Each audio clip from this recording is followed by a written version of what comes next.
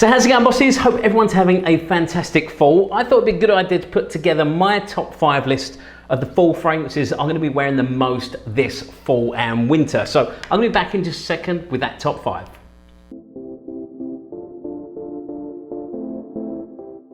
So welcome back, you're watching the Luxury Fragrance Boss channel. My name's Scott, of course I am the Luxury Fragrance Boss. Thank you so much for joining me for another one of my top 5s. As I said, today I'm going to be talking about my top 5 fall fragrances I'm going to be wearing the most this season. I've got some absolute beauties in my collection, and this is not going to feature any of my usual favourites. So you're not going to find How Fetty in this list, Amouage Interlude, or even Straight to Heaven Extreme. These are 5 that I'm already enjoying a lot this season, and I know I'm going to continue to wear these because they're absolute killers. So I've also got an honourable mention in here as well. Now, if you are new to the channel, make sure you hit that subscribe button. Also hit that notification bell as well, so you never miss another one of my videos. Otherwise, give me a thumbs up if you're enjoying the video. Also put in any comments about your top 5s and stuff like that, and an honourable mention in there as well. So let me know the top 5 fragrances that you're going to be wearing most throughout fall and winter this season. So let's kick it off with my number 5. In no real particular order, because I love these, well, maybe not quite equally. We'll get into the top 3 in a little while, but first of all, I want to talk about Creed Tabarome. I absolutely love this one. For a tobacco fragrance, this is very, very different, I think, to sort of most of the others out there. A lot of the other sort of tobacco fragrances normally focus on like a sweet pipe tobacco. They're normally sort of honeyed or like vanillaed and things like that. Stuff like Back to Black by Kilian, Initio's Rehab, even Side Effects by Initio as well. They're sort of sweeter, vanilla-y tobacco fragrances. This one's very, very different in the way it's such a masculine sort of cigar tobacco. It smells like walking into a cigar lounge, like an upmarket cigar lounge, with like some leather furniture, wooden upholstery and stuff like that. And this one's got a little bit of ginger in it as well. I mean, it's like, it doesn't sound like the best way of describing it by saying like it's like a stale sort of a stale cigar kind of tobacco, but it is very, very beautiful in the way that it's been done. And as I said, it's got that ginger note to give it a little kick and a little sweetness to it, and I just think it's so beautifully composed. I mean, stick in the comment section if you think this is an overlooked fragrance from Creed. Definitely put that in the comments, because I want to hear your thoughts on there. So I mean, in number 5 we've got Tabarome from Creed. Now into number 4, and I think I'm going to go with the one in my collection that I've had the longest. I've had this just over a year. It was this time last year when I was in Miami, and I bought this one after having tested it, I think probably a month or just maybe 2 months before that, and I absolutely fell in love with it. This one is available in a sample, like a dabber sample, and it works just as well out of that. In fact, I've still got my original one sitting around somewhere.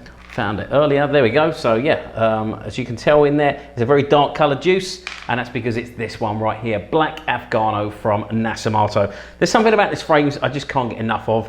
One thing I've found with Nasomattos is when you try them, they just seem to absolutely grab you, and they just keep pulling you in further and further and further. I mean, hypnotic and I'd say mesmerising is the best way that I can describe most of their fragrances when I've tried them out for the first time. Like I say, by the end, like after an hour or so, you just think, oh my God, I need to have this fragrance. That's exactly the way I felt with this one. I've also got Baronda as well. I've loved a lot of their fragrances. Pretty much everything that I've sampled from them, maybe not always out the bottle, I've not liked them, but definitely when I've sampled them, I've absolutely fallen in love with them. And this one's no different. This one's a very, very dark fragrance, and I don't just mean in the color. I mean, it's very, very unique. It's very much a love it or hate it fragrance. It's quite a powerful fragrance as well. All of these are going to be top performers as usual. I don't go out and buy I don't go out and buy incredible scents if they don't last. I want something to last. I want to be able to smell that incredible scent all day long, and I'm sure you do. When you're spending sort of $200, $300, $400 on a bottle, you want to know that you're going to get the best performance out of it, as well as smelling absolutely fantastic.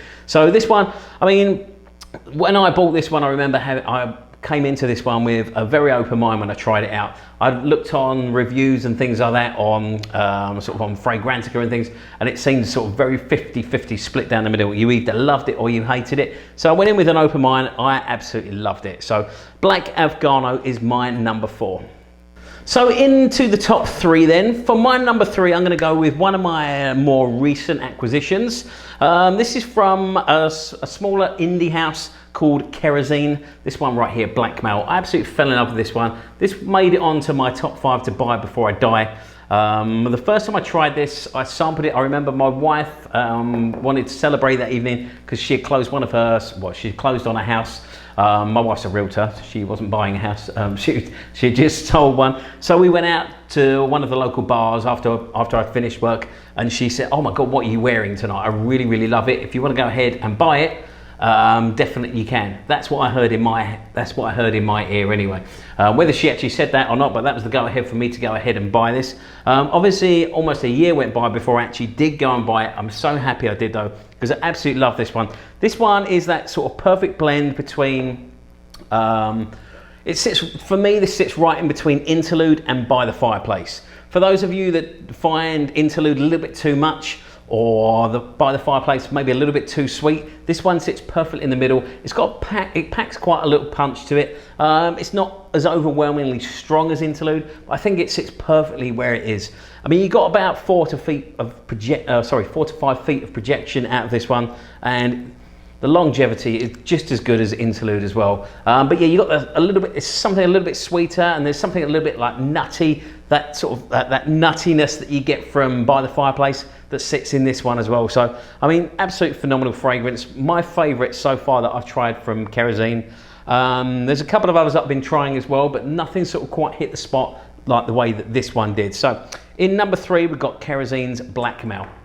Just before we get into my top 2, I'm going to throw in an honourable mention. Now, the only reason this has not made it onto the main list is because this one's, so far, it's only available in the UK. This is another tobacco fragrance that I absolutely adore. This is from the house of Terence Hughes. Now, as I said, this one's only available in the UK, so if you are in the UK, consider yourself very, very lucky. Get yourself into Fascinations, which I know is up north somewhere. Otherwise, get yourself into Bloom Perfumery in London and go and check this one out. This is a beautiful sort of powdery tobacco oud and vanilla. Well, it's called tobacco oud and vanilla. What I love about this and what it separates this from those other sort of tobacco vanilla, those other tobacco and vanilla fragrances is the oud that's in this one. It sort of really amps up the strength of this one. It's not overwhelmingly strong. He does do an oud as well, which is another great fragrance. But the oud in this one just does something to it, and it makes it a little bit sort of, just a little bit more unique. And I just love the powderiness of this one as well. You got that tobacco and vanilla there, but that oud just adds a little punch and a little bit of something else. Just makes it a little bit more out there. So I mean, these are, as I said, available at Bloom Perfumery and also Fascinations Perfumery in England, so try them out. He's also got a Discovery set now as well, which I think is phenomenal. They've got little 15ml bottles. I'm not 100% sure of the price. I think it's around £160, something like that, but 15ml bottles, you can't beat that, and that's all of his fragrances. He's also got a new line out as well, which is worth checking out. So the honourable mention for me would be Terence Hughes Tobacco Oud and Vanilla. Right, so into the top 2. Now these are so hard for me to separate. I got these both right at the same time. I got these a couple of weeks ago, and I don't know which one I love more. I've worn them both a lot since I've had them, somewhere around sort of 3 or 4 times, which is unknown for me. The reason for that is obviously I'm testing fragrances out all the time, so unless I really get a chance to wear something like a second fragrance in the day, I rarely wear sort of most of my fragrances more than once or twice every couple of months. But these two, I just cannot get enough of them. So in number 2, as I said, it's very hard for me to separate, and I'd say these are joint number 1 really. But the first one is Musk Khabib, right here from the house of Bortnikoff. I absolutely adore their third collection, or I should say his third collection. It's just, this one's just absolutely phenomenal though. It's a beautiful sort of spicy, I'd say this one's along the lines of like Lair de Desert Moroccan, or 8 Bob's Egypt, or Istanbul by Gallivant. It's like a destination smelling fragrance. Obviously it's not named after a destination, but this to me really smells like a spice market that you get somewhere around sort of in Turkey or in Egypt or somewhere. It's just absolutely phenomenal. Now, most of these my wife absolutely adores as well. This one and my number 1, I came home 9 o'clock in the evening wearing both of these. After a full day of wearing them, my wife's been like, "Oh my God, what are you wearing? You smell absolutely phenomenal." So let's give you an idea of the quality of the top 2. But yeah, this one right here, definitely my favorite.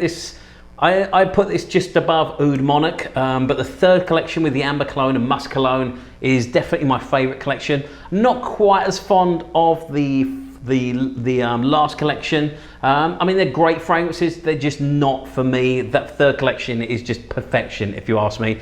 But yeah, if I had to pick one favourite, it was definitely this one right here. So Musk Khabib from Bortnikoff. As I said, it's a nice sort of spicy destination smelling fragrance. It really smells like you're just outside a spice market somewhere warm.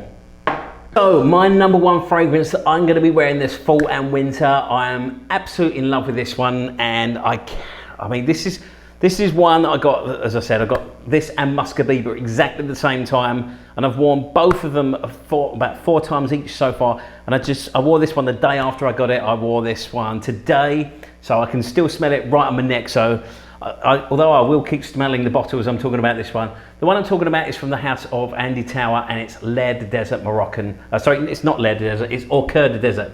Very, very similar to L'air du Desert Moroccan. The difference between the two for me is I really, really like L'air du Desert Moroccan. However, I absolutely love Au Coeur Du Desert.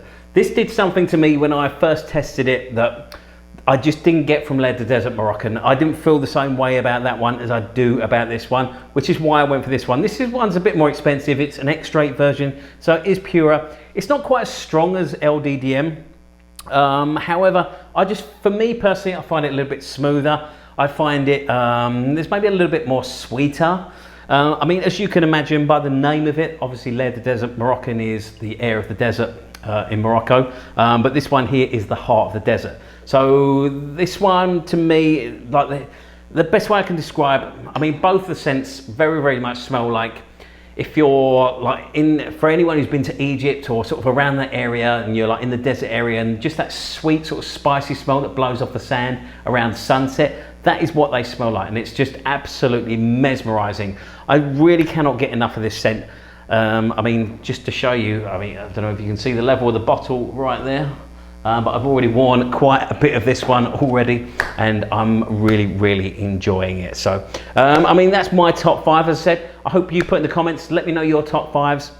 Let me know if you've got any favorites in my top 5 as well.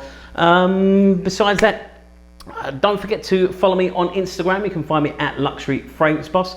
That we keep up to date with my scent of the day, any videos I've got coming out, anything crazy that the cats are up to. They're driving me absolutely bonkers lately. They've become so badly behaved. And so yeah, Killian is constantly trying to take food off your plate every time we're eating. So I have to keep throwing him on the floor, and he just gets straight back up.